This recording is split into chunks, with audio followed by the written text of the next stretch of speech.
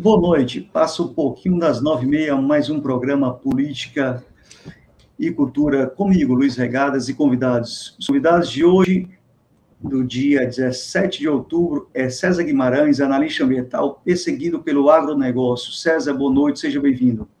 As considerações. Muito boa noite, Luiz. Muito boa noite, Alfredo. Muito boa noite a todos os nossos telespectadores aí. Conosco também João Alfredo Teles Melo, advogado e professor de Direito Ambiental da Unicef. João, muito obrigado mais uma vez pela sua presença aqui no canal. Seja bem-vindo. Obrigado, Luiz, mais uma vez pelo convite. É sempre um prazer participar. Meu abraço também para o César e desde já minha solidariedade a ele, que já expressei pessoalmente, agora expresso publicamente. Agradecer ao Ricardo Hall, que está dando aqui todo o apoio ao doutor César Guimarães, valente agente público de defesa da Amazônia.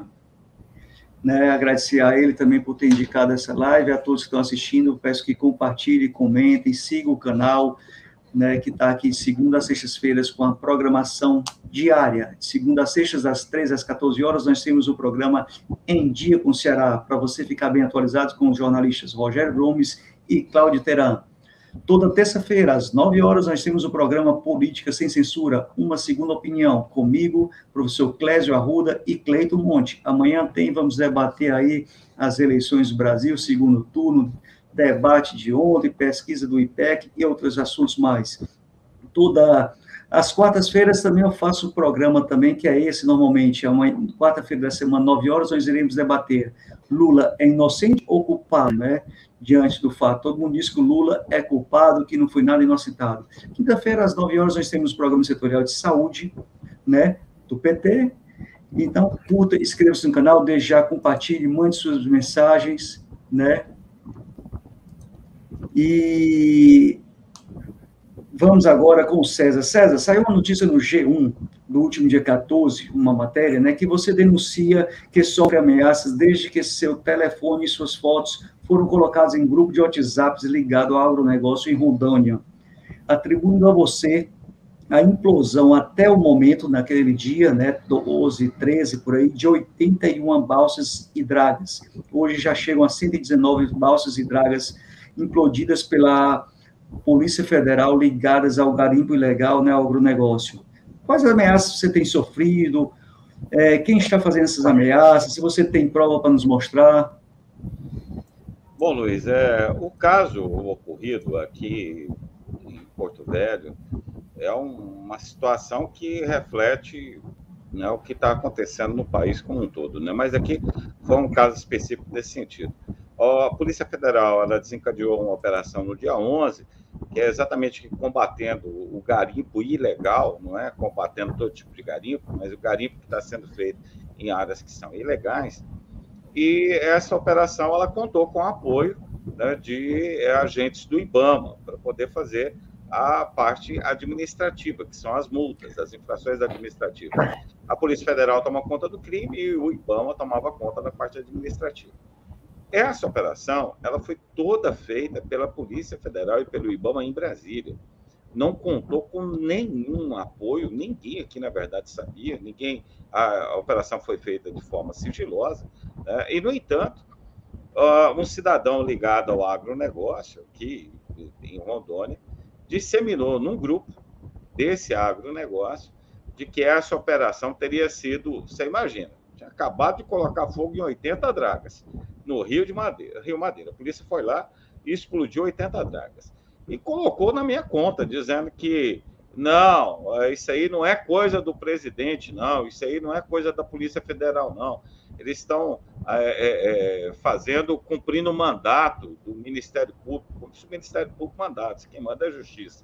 Mas, enfim, dizendo que a conta daquilo ali era do IBAMA e do ICMBio, que são dois órgãos que são responsáveis pela conservação. Inclusive, eu conheço até o chefe lá, um dos chefes lá, que é o César. Eu já fui superintendente aqui do ano de 2008 a 2012, aqui em Rondônia, e fui superintendente em Amapá. Hoje eu sou chefe do núcleo de fiscalização, fui nomeado, inclusive, dia 4, porque o IBAMA passou por um processo de desestruturação tal que ele nem possuía núcleo de fiscalização.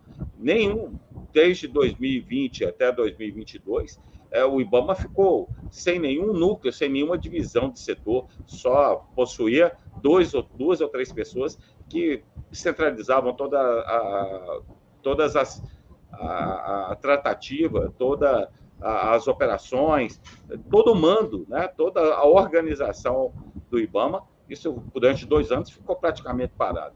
Mas, no entanto, isso atribuiu... Eu acho até que eu te passei esse áudio. Eu acho que você tem ele aí, não tem, Luiz? Você pode dar uma olhada? Tenho. Vamos passar o áudio, gente. Vai compartilhando aí, curtindo e faça suas perguntas. Você não tem ideia, Gabriel. Isso aí não é coisa deles, não. Isso aí é o IBAMA. O IBAMA hoje, no Brasil inteiro, o IBAMA e o ICMBio, é tudo Lula, tudo esquerda. Isso aí foram pedidos deles, o Ministério Público também, que também é, e a Justiça autorizou. A Polícia Federal só está cumprindo o mandato. A Justiça determinou, os caras estão cumprindo só o mandato. Isso é coisa do ICMBio e do IBAMA. Entendeu? Eu conheço o chefe lá, o César. Ele desce as tartarugas lá na minha rampa para soltar, etc. O cara tem até o folderzinho do Lula no coisa dele. Então, cara, os caras, isso aí não os caras tinham que aprovar, os deputados tinham que aprovar federais lá, pô, para parar com isso, mas não aprovaram, pô. Não é culpa. Isso aí não tem nada a ver, não. Isso é coisa do IBAMA e do ICMBio. Então, César, você tem culpa, o IBAMA tem culpa. Quem tem culpa nesse caso? Essa denúncia procede, é fake news pura? O IBAMA de Rondônia não teve nenhuma participação nesse processo, a não ser se deu apoio logístico para quem estava chegando e ninguém sabia nem o que era que ia ser feito. Porque o pessoal veio de fora, pega carro aqui, os carros são carros que é do IBAMA, não é de ninguém. Então, somente esse apoio logístico foi dado sem ninguém ter nem ideia de como é que iria ocorrer. E aí, Luiz, nessa atitude covarde, como está sendo feito hoje, né, nesse fisiologismo político que está sendo desenvolvido, né, eu tenho lá no meu perfil de WhatsApp, lá o candidato que eu estou apoiando, o Lula. Eu voto no Lula, sou de esquerda. Aí o camarada atribui isso ao órgão, que o órgão é tudo de esquerda, que é uma mentira, não é assim, né? Nem no IBAMA, nem no ICMBio, não é desse jeito, né? E aí começa a dar uma conotação política no que não foi uma conotação política. Claro, óbvio e evidente que o IBAMA, Polícia Federal e ICMBio, nesses últimos anos, tiveram o seu poder de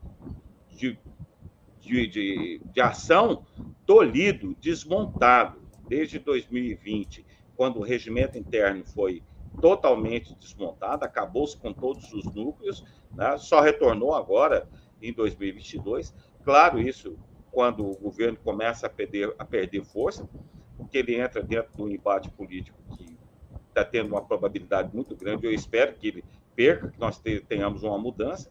Mas, enfim, em razão disso, aí, para tirar das costas, de uma forma covarde, para retirar das costas do governo que ele defende, coloca nas costas de uma pessoa. No meu caso, aí você viu, colocou minha foto de perfil, meu nome, meu número de telefone. A partir daí, eu já recebi de imediato uma mensagem do camarada indagando onde é que eu estava, né, perguntando: você trabalha no IBAMA?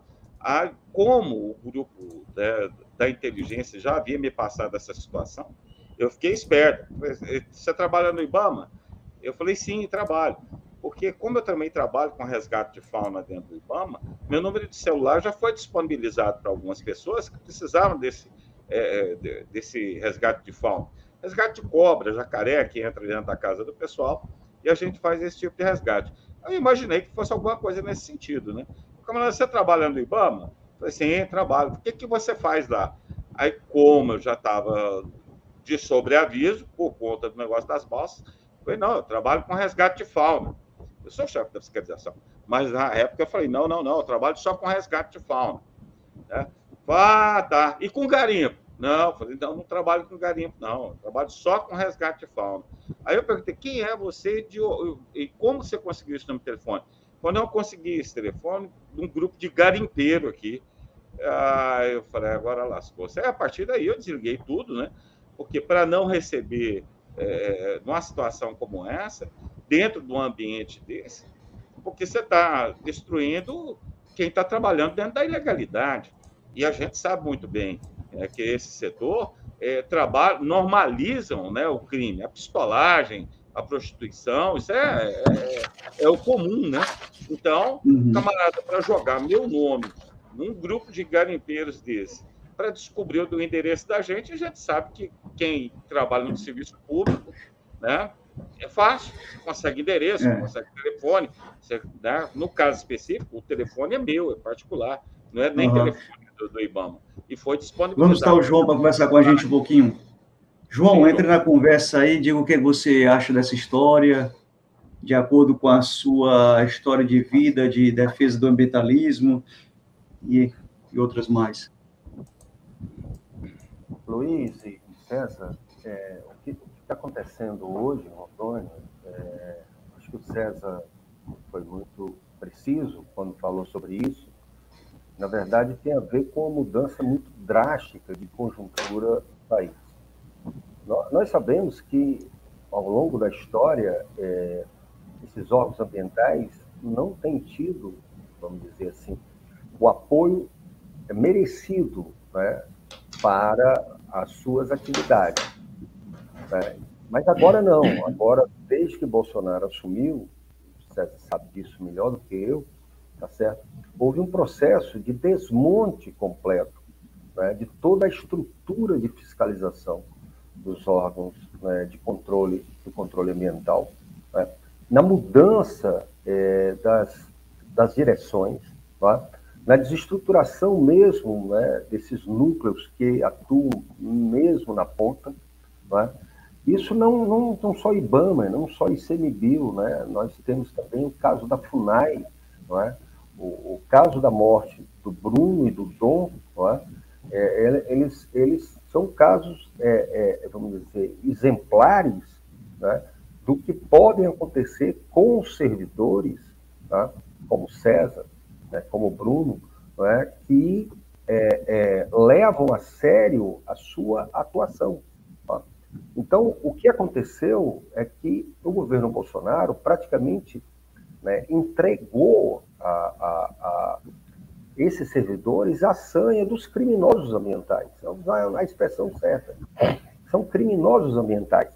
Vamos lembrar que o ex-ministro do Meio Ambiente, o senhor Ricardo Salles, ele responde a um processo por contrabando, né, de madeira ilegal, que só foi descoberto nos Estados Unidos, porque aqui estava passando, né, a boiada mesmo, como ele mesmo, né, relatou naquela famosa e ridícula, né, reunião ministerial. Ele levou garimpeiros, né, ao encontro com Bolsonaro, né, com os ministros de Bolsonaro. Né. O Dia do Fogo, que aconteceu no primeiro ano de governo, foi uma atividade feita de forma coordenada por criminosos ambientais no norte do país, né? Mais precisamente na região do Pará. Né? E essas pessoas que têm, vamos dizer, se dedicado na defesa da nossa floresta, na defesa dos povos indígenas, elas estão, né, sob ameaça direta. Né? São casos, né, eu quero até me colocar nessa disposição, César, de que se devem ser levados, né, a órgãos nacionais e internacionais. Como poderia levar essas denúncias, João? Olha, um dos órgãos de governo que o Bolsonaro não conseguiu desestruturar foi o Conselho Nacional de Direitos Humanos. Tá? É uma coisa interessante isso, porque houve uma resistência lá dentro. A então ministra Damares tentou, ele não conseguiu. Né? O Conselho Nacional de Direitos Humanos tem uma atuação independente do governo, né? E tem um peso muito, muito, muito importante do ponto de vista de denúncia e encaminhamento. Nós temos órgãos internacionais ligados à questão do que a gente chama de direito internacional dos direitos humanos. São órgãos ligados à Organização dos Estados Americanos. Né? Há uma Comissão Interamericana dos Direitos Humanos em Washington e há uma Corte Interamericana de Direitos Humanos sediada em São José da Costa Rica. E aqui no Ceará, o Luiz Regadas aqui conhece muito bem, nós tivemos 2 casos exemplares em que o Estado brasileiro foi condenado, né, e que eu tive participação, porque na época eu era deputado estadual aqui no Ceará, né, que foram os casos da Maria da Penha, que depois virou, inclusive, nome de lei, né, na época do primeiro governo do Lula, tá certo? Que foi, houve um atentado contra a sua vida pelo seu ex-marido, que a deixou paraplégica, né? E nós tivemos o caso do Damião Ximenes, né, que foi morto em um manicômio, né, na cidade de Sobral, né? Esse caso chegou à Corte Interamericana de Direitos Humanos, em São José da Costa Rica. Eu, inclusive, fui um das testemunhas que o Estado brasileiro foi condenado. Essa questão internacional, ela é muito importante, né? Nós temos hoje, o César deve conhecer, né, uma liderança muito importante dos povos indígenas no Brasil, que é a Sônia Guajajara, né, que é filiada ao partido ao qual eu pertenço, que é o PSOL, que se elegeu recentemente deputada federal por São Paulo, mas que é natural do Maranhão. E a Sônia, ela tem uma articulação internacional muito importante. Então, seria interessante não tentar entrar em contato com a Sônia, colocar o César, eu te passo o contato dele aí. Isso. Nós estamos aqui já com os contatos um do outro, né, e a gente pode encaminhar. Eu queria até então perguntar ao César como se encontra, eu vi as imagens, você está se resguardando dentro de casa, porque você sabe que está enfrentando. Eu vi que esses garimpeiros vêm realizando manifestações, né, fechando estradas contra isso, né? Fecharam a ponte, né, que liga a Amazônia. Se solidarizou com os garimpeiros, né, e tudo mais. É uma atividade legal, mas que é uma atividade econômica e que, portanto, né, essa população, ao invés de ter um atendimento do Estado, do poder público, para realizar atividades dentro da legalidade, não, elas são incentivadas, né, pela ilegalidade e querem que os órgãos, né, como um todo, se omitam. Eu, inclusive, acredito, César, que essas ações do governo nesse período têm muito a ver com o período eleitoral, né, no sentido da pressão internacional que o Brasil tem em função de não cumprimento de metas do Acordo de Paris. Mas eu queria te fazer uma pergunta que eu acho que é muito importante para todos nós. Se existe aí, a partir de Rondônia, eu tenho inclusive uma amiga que é professora de Direito Ambiental em Rondônia, não sei se você conhece, é um casal, a Maria Alice Antão e o Augusto, né? Eles são até da Bahia, mas moram em Rondônia, em Porto Velho, né? Se tem algum movimento de solidariedade, se saiu já alguma carta, né, se solidarizando com você, porque eu acho que isso é importante como um ponto de partida, né, para a gente levar o caso, né, amplamente, né, para, né, onde a gente puder, para pressionar, né, as autoridades, especialmente, né, no caso, a Polícia Federal, tá certo? Para proteger a sua vida. Eu acho que isso a gente tem que ter clareza, né, que tem uma ameaça real à vida do César. Né? Isso não é João, é brincadeira. Então, a gente tem que partir de um processo de solidariedade e, saindo aí de Rondônia, já concluo, Luiz, a gente possa ampliar para o Brasil. Né? E como eu já fui deputado federal, tenho bons contatos, né? Como provavelmente a ex-ministra Marina vai estar sexta-feira aqui no Ceará, já me informaram, em função da campanha eleitoral. A Marina foi eleita agora deputada federal também por São Paulo, né? Ela é natural do Norte, é do Acre. Eu acho que a gente tem que criar, vamos dizer, uma barreira de solidariedade. Né? Rede de solidariedade. Ao César, por conta dessa... Eu queria só perguntar também, João, completando a tua pergunta, assim, eu não vi na mídia progressista essa notícia divulgada, eu só vi na rede do G1, né? Você tem notícias, César, de algum outro site que tem divulgado? Porque eu mandei para alguns amigos blogueiros e tudo, né? Mas não estão aqui, infelizmente, conosco, né?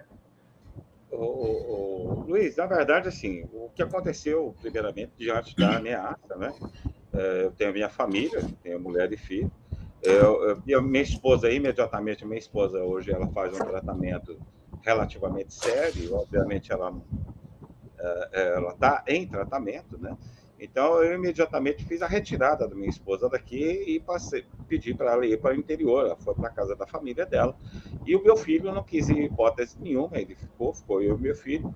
E assim como o João colocou, a primeira providência que eu tomei foi me entrincheirar dentro de casa, né?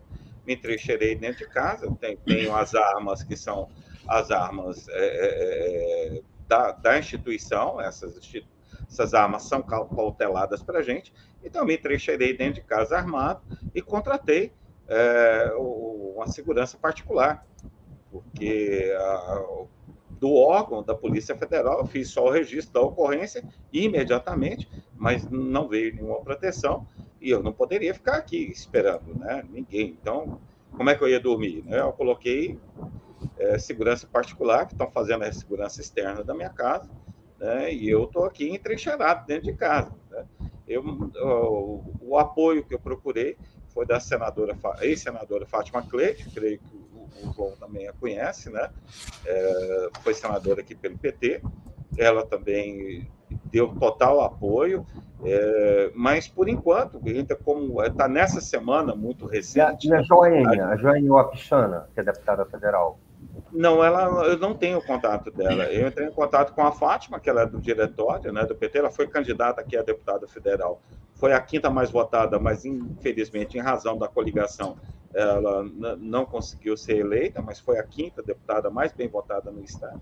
De 8 vagas, por conta da coligação, ela não conseguiu, mas ela ainda tem muita influência dentro do estado, né? Ela então está apoiando, o partido, o diretório estão acompanhando, né? E eu não estou saindo de casa, eu estou, vamos dizer assim, eu estou entrincheirado dentro de casa, esperando, né, alguma coisa, não estou dando bobeira na rua, porque essas coisas acontecem exatamente quando a gente sai, né? Quando você vai levar um filho. Mas você não pode viver a vida desse jeito, né? Não, a gente também está aguardando, né, a poeira baixar um pouco, né? Hoje, por exemplo, o atual governador, que é candidato à reeleição, ele inicialmente fez aquela atitude covarde de dizer, olha, não, eu não tenho nada a ver com isso é coisa do IBAMA e da Polícia Federal e do STF. Hoje ele já mudou o discurso. Hoje ele falou, não, opa, hoje ele já começou a dizer a verdade, que a operação foi uma operação de Brasília e que o Estado não teve nenhum conhecimento, e obviamente ninguém aqui sabia de nada realmente. Estava todo mundo às cegas. Então, hoje, depois aí de quase uma semana, as coisas estão começando a amainar. E, obviamente, que a partir daí, quando eu sentir que eu tenho um pouco mais de segurança total a gente sabe que nunca tem, né? Porque o que aconteceu com o Bruno, com o Dom e com o Maxwell lá, eles são covardes, né? Esse pessoal, se tem uma coisa que eles não fazem, é agir de peito aberto, sempre vão abrir na surdina, vão agir na surdina. Mas o órgão, pelo menos o armamento meu, o armamento da instituição, né, pelo menos para a minha defesa pessoal, tem. A grande preocupação minha é exatamente com a segurança da minha família, mas essa a gente ainda está pagando a segurança particular, mas isso aí depois eu vou procurar as vias para poder ressarcir, né, localizar quem foi o autor desse áudio, porque o autor desse áudio vai ter que responder de alguma forma. Eu creio que ele vai responder criminalmente e civilmente por isso, né? E aí, mais tarde, esperando as coisas amainar e eu tenho um pouco mais de segurança, porque eu também, João, eu sou professor, né? Embora eu sou professor dos cursos de engenharia ambiental, né? Então, assim, eu, além de analista ambiental do IBAMA, eu tenho a minha vida acadêmica, né? Tenho a minha vida aqui, isso eu parei, né? Parei tudo, porque inicialmente agora a preocupação é de sofrer uma retaliação, né? Eu estou esperando um pouco, esperando as coisas amainar, esperando as pessoas tomarem o posicionamento que é o correto e dizer a verdade, para que a gente possa tentar retomar a vida, né? Retomar a vida é impossível, mas pelo menos tentar entrar dentro do processo de normalidade, né? Porque depois de uma situação dessa é muito complicado. César, deixa eu te perguntar. A Fátima que formalizou, né, alguma coisa nos órgãos, era muito importante a gente ter alguma formalização, né? Você disse que comunicou à Polícia Federal, como eu fiz a ocorrência na Polícia Federal. Eu queria te pedir a gentileza de você mandar para mim, você deve ter certamente esse boletim, e seria importante saber da Fátima se ela fez algum encaminhamento formal para algum outro órgão, porque eu acho que a gente tem que partir, vamos dizer, do que já foi encaminhado, exatamente para cobrar. Não tem sentido você, um servidor público federal, né, no exercício do seu mistério, da sua obrigação. Né? Nesse caso, inclusive, você não estava envolvido nisso, porque eu sei que nessas operações eles eles têm outras pessoas de outros estados exatamente para resguardar os servidores. Mas essas outras pessoas vão embora e ficam servidores, né? Como você fica, né? Mora aí, é professor aí e tudo mais. Então, não tem sentido, volto a dizer, embora você tenha que fazer para resguardar a sua vida, que você esteja custeando, né, a sua segurança. A sua segurança tem que ser garantida pelo Estado. Pelo governo federal. Tem que garantir isso para você. Então, a Fátima deve lembrar de mim porque nós fomos deputados federais na mesma época. Eu fui deputado federal na época do primeiro governo do Lula. Né? Na época do primeiro governo do Lula. Né? E eu conheci a Fátima nesse período. Então, você entrando em contato com ela para saber quais foram os encaminhamentos, eu acho que a gente tem que pensar também numa carta aberta, uma carta de solidariedade a você. Você, mesmo não tendo participado, você está sendo ameaçado porque é do IBAMA, porque tem uma opção política, que é um direito que você tem, qualquer um de nós tem, entendeu? De ter uma opção política.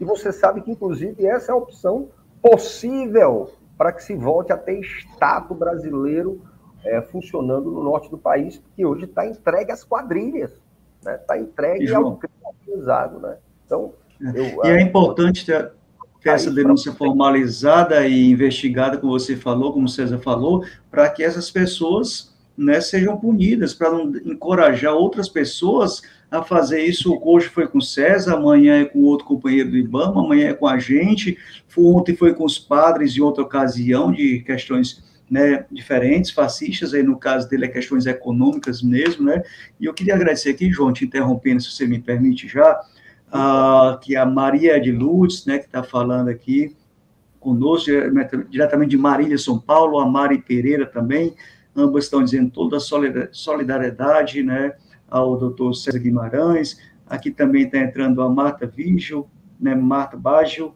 o Gerardo Mesquita também aqui. Obrigado, companheiro, sucesso, Luiz Egaras, e pedindo a todos vocês que compartilhem essa live, né. Eu também queria perguntar ao César, né, aí, como é que é mais essa questão ligado em Rondônia, na Amazônia, do IBAMA, dessa perseguição, que está mais quente aqui no calor do momento, juntamente com essa implosão, que é que realmente deixou de ser feito para sair do controle agora e, nesse momento, 80 balsas. Quer dizer, foram 3 anos e não pegaram nada, deixou o garimpo correr solto, o agro correr solto, e só agora explodiu. Será que isso tem a ver algum viés que eles podem querer usar com a Polícia Federal, que o governo Bolsonaro está agindo, está trabalhando? Ou o que você vê por trás dessa notícia? Também que cada notícia eu sempre percebo, a gente tem que ter um pé atrás e saber o que está acontecendo. Mas a gente sabe também que você está sendo vítima, que alguém lançou um fake news com você sendo o autor de tudo isso, né? Então, saído para boi de piranha, digamos assim. E, João, complementa a informação, se você queria fazer alguma pergunta também, eu te interrompi, obrigado. Não, era só para ele informar assim, quais foram, o que foi formalizado, né, por ele ou pela deputada Fátima Cleide, né, e se tem algum movimento mesmo aí de solidariedade envolvendo partidos, envolvendo movimentos sociais e tudo mais, para a gente trabalhar em cima disso aí, para pressionar as autoridades, né, inclusive para descobrir essas ameaças, mas também para proteger, né, a vida do nosso companheiro. Era só para entender o que já foi feito, né, a partir daí, para que a gente possa, aqui do Ceará, até porque, além de presidente da Comissão de Direito Ambiental, como eu já falei, já fui parlamentar, deputado estadual, deputado federal pelo PT, depois pelo PSOL, então a gente pode dar uma força nessa questão. situação e eu quero me envolver nisso, mas para isso a gente precisa saber qual é o ponto de partida aí, tá? Era essa a pergunta. Bom, João, aqui a senadora, ela entra em contato comigo quase todo dia, né? Ela, como é que tá tudo bem e tal. Eu, particularmente, o que eu fiz foi até a Polícia Federal para fazer o registro da ocorrência, né? Que eu vou te passar ela. Inclusive, foi feita pelo plantão da Polícia Federal, né? Via WhatsApp, né? Porque eu não quero estar na rua, tá? Você fica na rua, você fica ali com medo de alguém passar do lado de uma moto e, sei lá, o que pode acontecer no estado que a gente está vivendo, esse estado de coisas miliciano que a gente está vivendo agora é muito complicado. Bom, mas enfim, eu não tenho notícia de que tenha sido tomado nenhuma nesse sentido, mas a senadora sempre está preocupada, ó, estamos aqui acompanhando, fica tranquilo, o que você precisar, estamos aqui à disposição. Eu, a princípio, estou precisando só fazendo a segurança da minha família, estou preocupado com a segurança da minha família, né? Mas depois vamos tomar todas as medidas cabíveis. Agora, voltando à pergunta que o Luiz me fez, o estado de Rondônia, Luiz, eu estou aqui há 30 anos, praticamente. Eu cheguei aqui em 94. O estado de Rondônia, historicamente, ele é marcado exatamente por essa exploração, inicialmente, da floresta, né? Nós já fomos um estado já lindamente preservado. Hoje, eu creio que nós não temos nem 40% da nossa cobertura original. Foi um histórico de ocupação desordenada, né, que aconteceu dentro do estado. O garimpo também sempre foi uma marca do Rio Madeira, né? Então, essa cultura garimpeira ainda permeia grande parte das nossas famílias. Mas o que tem que ficar bem claro é que, nessa situação específica, ninguém destruiu nenhuma balsa que estava fazendo a exploração legal de nada. Aquelas balsas que foram destruídas, inclusive, foram destruídas com base na lei, que quem está minerando em local ilegal, ele é convidado inicialmente. E o João sabe disso, que nenhum agente é louco para chegar explodindo e queimando nada. O camarada chega ali, como agente, chega ali, se identifica, olha, eu sou o agente tal, você está no lugar errado, retira isso daqui agora, né? Para com a atividade, ou senão a gente é obrigado a retirar. Como uma balsa, uma draga, é um equipamento muito grande, a logística para retirar um equipamento desse é impossível de você conseguir ela da noite para o dia. Então, você pede para o pessoal sair do lugar, você pede para eles pararem com a atividade, que a atividade é ilegal, que eles não têm licença. Aí, com certeza, o pessoal se sentindo empoderado, né? Porque o Minto falou que pode fazer, que deixa aí que faça, que depois eu dou um jeito.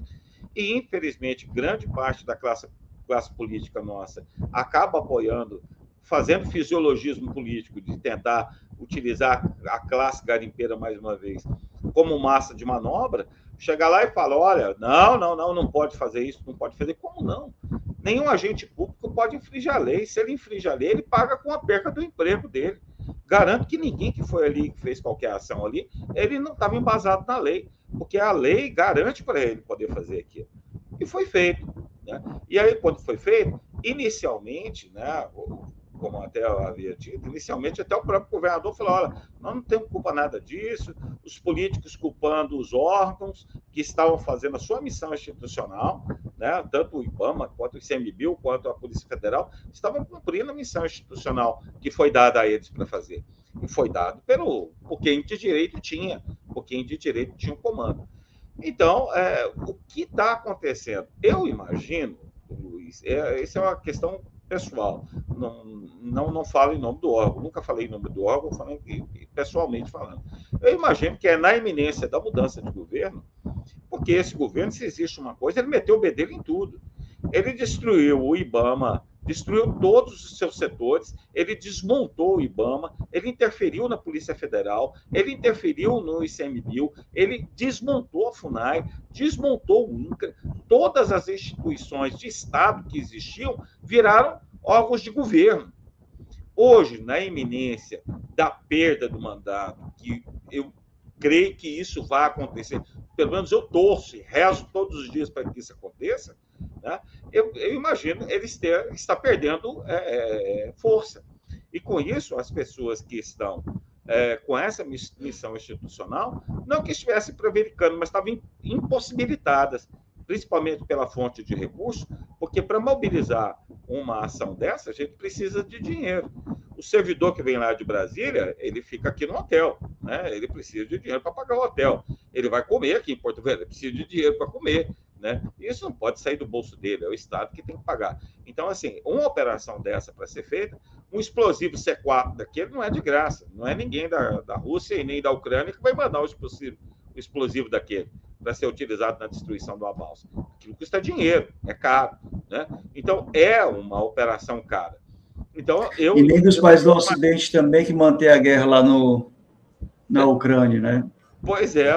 Mas só uma dúvida, assim, só uma dúvida para eu concluir e eu passar para o João Alfredo. Mas eu imagino que esteja acontecendo é que ele está perdendo força. E aí, os servidores que querem trabalhar e que querem cumprir seu papel institucional, agora, nesse finalzinho de governo, estão conseguindo fazer alguma coisa. Porque essa ilegalidade não é agora, né, Luiz? Essa ilegalidade já vem de muito tempo. Como você colocou muito bem, já tem 3 anos que o negócio estava correndo frouxo.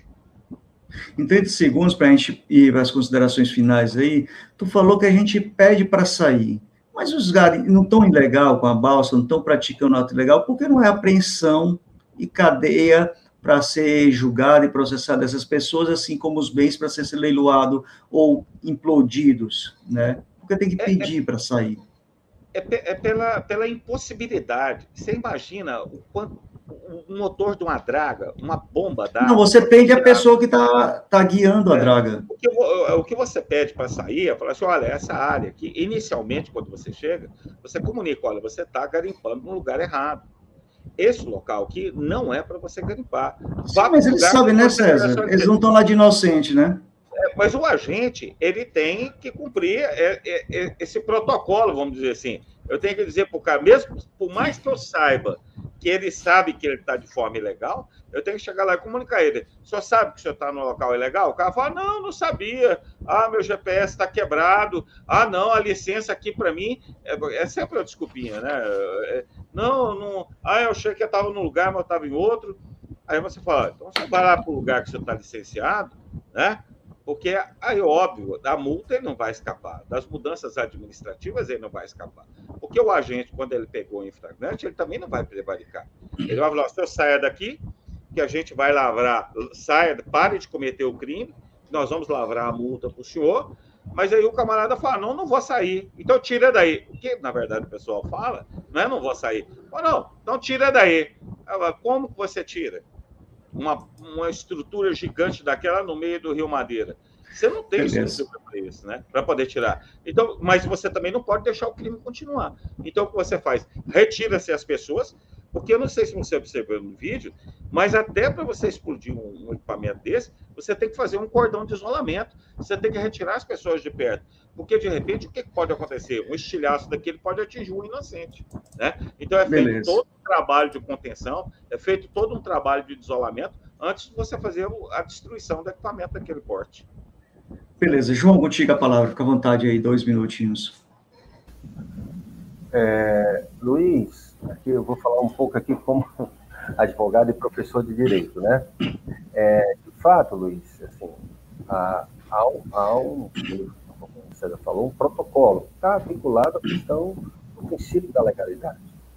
Por mais que ali seja um crime, entendeu? Tem que haver um processo, imagino na situação de quem vive lá para fazer uma autuação dessa, aonde há uma notificação. É verdade que se há uma estrutura de Estado dar condições ao servidor do IBAMA, do ICMBio, da FUNAI, do INCRA, junto com a Polícia Federal, junto com Forças Armadas, tá certo?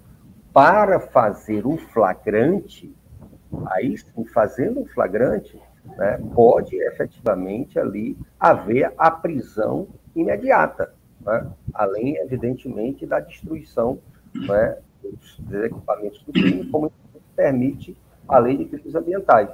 Mas você deve imaginar como é um servidor desse chegando a um local desse, entendeu? Com toda essa superestrutura. Nos tempos de hoje, né?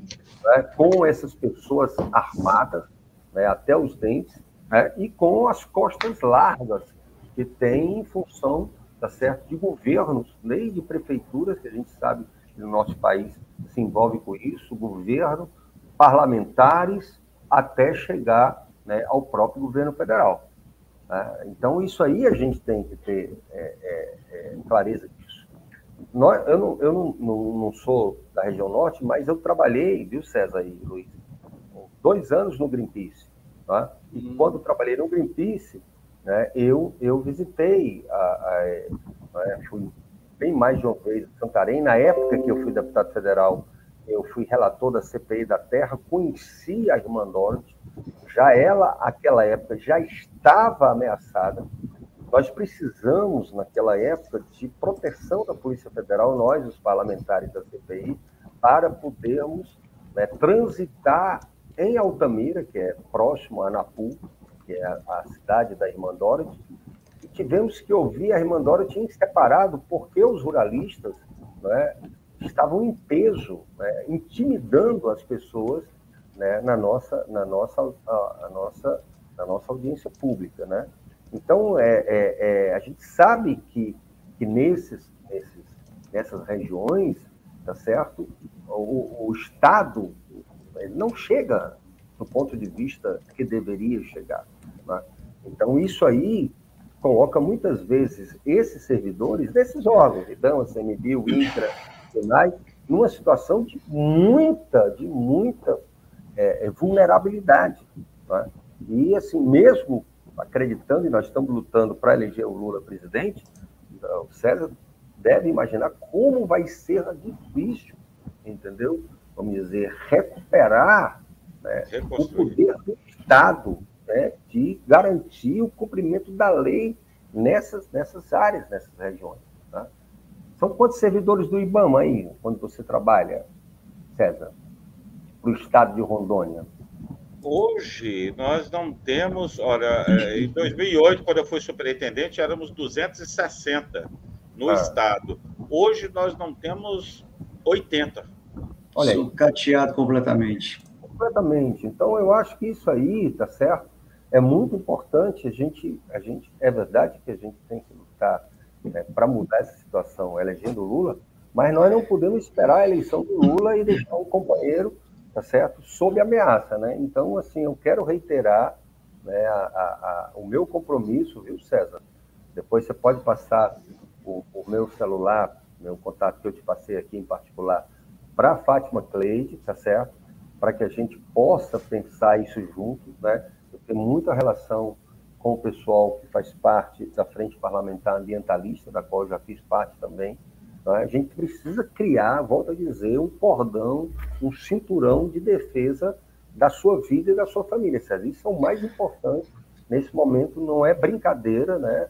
Você está sob ameaça, está entrincheirado na sua casa e não deveria ser isso. Deveria estar com medo, eram os criminosos, né? E não um servidor público federal, né, em pleno gozo, né, dos seus direitos, né, e da sua atuação enquanto servidor. Ô, João, aqui nós temos a Maria, uma colega do mestrado, eu acho que você deve saber da história dela, que o Renato Rosino está ajudando. Ela fez uma denúncia sobre as clínicas de manicômio no Ceará, nos hospitais que tratam, né, dessas pessoas, e que elas estavam sendo estrupadas lá, espancadas e etc. Ela está no programa do governo de proteção. É cabível também que o César entre nesse programa, mas, pelo que eu entendi, o programa não dá policiamento na sua casa, não dá ajuda de custo, né? Então, que programa é esse? Quer dizer, porque ela está perguntando aqui qual a estratégia de defesa dele, né? Aliás, como ele se protege? Ele falou aqui, né, que contrata seguranças, Maria. Mas, João, contigo. Não, Luiz, não sei lá em Rondônia, mas aqui no Ceará, esses programas, eles foram desmontados, entendeu? Porque, na verdade, você tem 2 programas importantes para uma situação como essa. Você tem um programa de proteção a vítimas de estupro. Isso é muito grave, porque a pessoa tem que mudar completamente a sua vida. É uma desestruturação completa, porque ela muda de estado, ela muda de identidade. Eu acompanhei pessoas que viveram essa situação aqui no Ceará. E tem um programa de proteção, né, aos defensores de direitos humanos. Tá? Isso tudo ligado, né, ao Ministério de Direitos Humanos, né, e muitas vezes também a governos do Estado. Aqui no Estado do Ceará, não por conta do governo federal, mas por conta do Estado do Ceará, esses programas funcionam relativamente. Mas imagino, o César pode dizer melhor do que eu... Mas ela diz que não tem... Ela diz que não tem proteção policial e nem financeira, ajuda de custo, né? Aqui. Não tem. Não tem. Isso é fato. Então, mas como é que você não tem dinheiro para pagar sua segurança, como o César tem, como é que fica, né? Não, esse tem a ver com esse processo de desmonte, entendeu? É um processo de desmonte de programas federais importantes, né? Esse Ministério dos Direitos Humanos já foi um dos ministérios mais importantes dos governos progressistas, de centro-esquerda, porque o Fernando Henrique, o Ministério dos Direitos Humanos funcionava. Muitos dos programas ligados a direitos humanos funcionaram também no governo Fernando Henrique e funcionaram nos governos do PT também. Agora a gente sabe que isso acabou. Então, eu acho que a gente tem que encontrar, por isso que eu estou falando com o César aqui publicamente e tudo mais, e devo conversar depois com a Fátima, a gente encontrar essas estratégias, né? Porque a gente pode e deve cobrar a Polícia Federal a dar essa proteção. Se a Polícia Federal chegar às pessoas que o ameaçaram, já será muito importante, porque, tá certo, isso aí mostra, tá certo, que essas pessoas não estão sob o manto da impunidade, né? Não estão sozinhas também, né? Não, isso. Então, vamos para as considerações finais, César? Quer falar alguma coisa antes das considerações finais, César? Não, só agradecer primeiro a você, Luiz, pelo apoio, né, ao João também, o apoio a todos os nossos ouvintes, né? A situação é uma situação, assim, complexa, mas a gente sabe que, à medida que o tempo vai passando também, a tendência é de acomodar. A Polícia Federal já abriu inquérito, foi feita a ocorrência, a Polícia Federal já abriu inquérito. A pessoa que deu origem ao áudio já foi identificada, eu imagino que já deve estar sendo chamada a depor, né, de onde que ela tirou essas... E qual é a intenção real, né, porque provavelmente existe uma intenção velada. Eu aqui sou colunista, além de fazer composição do setorial de meio ambiente do diretório do partido, eu sou colunista da Rádio CBN aqui também, sempre estou falando de meio ambiente, sempre falando do volume absurdo de agrotóxicos, né? E quando você quer deixar alguém do agro muito incomodado, é falar em agrotóxico para ele, né? Porque o uso sempre é muito abusivo. Então, assim, devem existir várias e várias outras origens que a gente não sabe qual é. Mas, enfim, de qualquer sorte, eu ainda estou aqui, minha vida é toda aqui, minha família é toda daqui, né? Então, assim, uma mudança tremenda, né, de comportamento, né? Mas estamos aqui, né? Pelo menos vamos botar a boca no trombone e, se acontecer alguma coisa, pelo menos sabe quem é, onde vai buscar, né? Pelo menos quem são os principais responsáveis, né? E eu creio que a gente vai chegar nisso. E, mais uma vez, muito obrigado pelo apoio, obrigado pela solidariedade, né? A gente estamos aqui, estamos juntos, estamos lutando. E vamos lutar sempre. Se for para cair, João, cai tirando. Na luta. Bom, então, primeiro eu quero agradecer, né, você, esse convite, né, de participar desse seu programa. Eu vou tentar, vamos dizer, divulgar o mais amplamente possível, né, sobre essa questão, né? E ao César, que, mais uma vez, minha solidariedade, eu acho que a gente vai continuar conversando, né, César? Né? E se a Fátima também já está envolvida, isso é importante, porque ela está aí, eu acho que era importante também envolver a Joênia, né? Infelizmente não se reelegeu, né? Mas uma liderança indígena muito importante aí de Rondônia.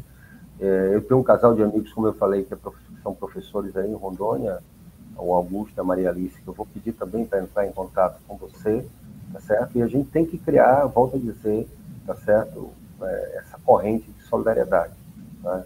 Tanto para cobrar a apuração dessas denúncias, né? Como também para proteger a sua vida e o seu trabalho, né? Porque eu sempre digo isso, assim, eu acho que o servidor público, federal, estadual, municipal, né?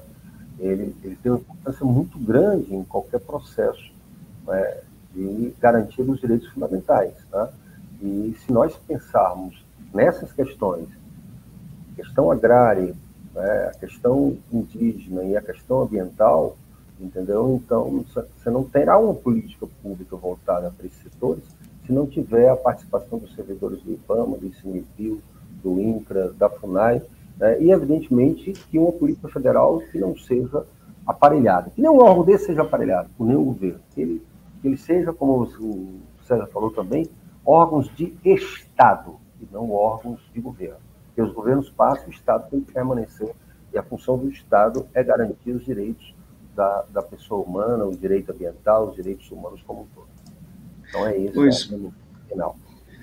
Muito obrigado, João, pela parceria aqui, pela ajuda que você vai dar ao César aí. Ao César, muito obrigado. Nossa solidariedade do canal TV do Abdoso Politicultura. A todos vocês que passaram por aqui, que assistiram, compartilhem, recortem esse vídeo, divulguem ao máximo e tente criar essa rede para poder ajudar o César e outros mais que passam por esses problemas de perseguições, né, quando não tem culpa nenhuma. Então, a gente fica por aqui, volta amanhã às 9 horas da noite com o programa Política Sem Censura, uma segunda opinião. Boa noite e até amanhã.